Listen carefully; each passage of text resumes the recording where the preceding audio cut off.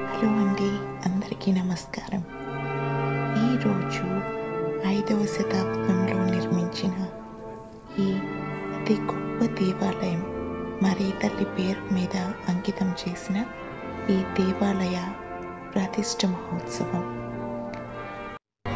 సుమారు 432 లేదా 435వ సంవత్సరంలో నిర్మించిన ఈ దేవాలయం ఎంతో ప్రాచీనమైన రోమ్ నగరంలో ఉన్న 4 బసిలికాల్లో ఒకటైన చాలా గొప్ప అద్భుతమైన దేవాలయం.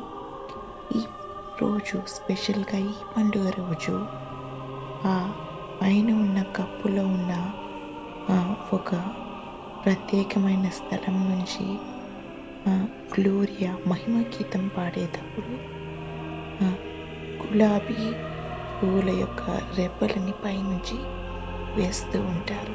దానికి ఒక ప్రత్యేకమైన విశిష్టత ఉంది. 4వ శతాబ్దంలో కొన్ని డిఫరెన్సెస్ ఉన్న కొంతమంది యేసు ప్రభు పుట్టుకతోనే దేవుని కుమారుడు క్రీస్తు అని, కొంతమంది లేదు యేసు ప్రభు పునరుత్థానమైన తర్వాతే ఆయనకి క్రీస్తు అని వచ్చిందని, అప్పుడే దేవుడు కొన్ని విభేదాలు వచ్చినాయి. అప్పుడు తత్వశాస్త్రవేత్తలందరూ సమావేశమై నైసియాలో సమావేశమై ప్రేయర్ కౌన్సిల్ మీటింగ్ అంటారు.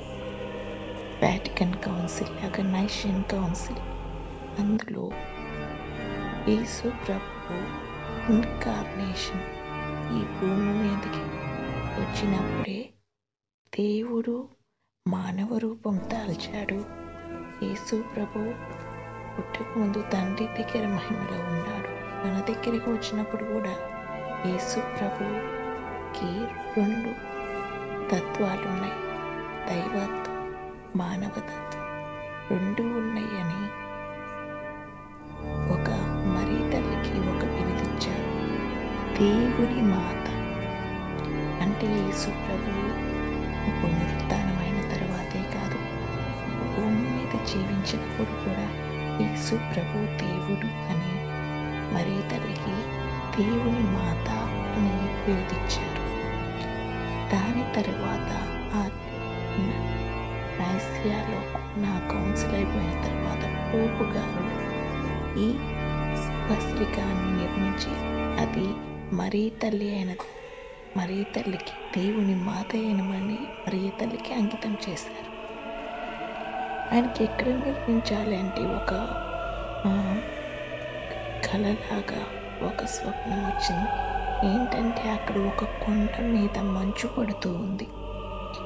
అప్పుడు ఆ బిషప్ గారు వచ్చి చూస్తే ఒక కొండ మీద మంచు పడుతూ ఉన్న ప్రదేశంలో చూసి అక్కడ మరీ తల్లికి అంకితం ఇస్తూ దేవాలయం నిర్మించాలనుకున్నారు.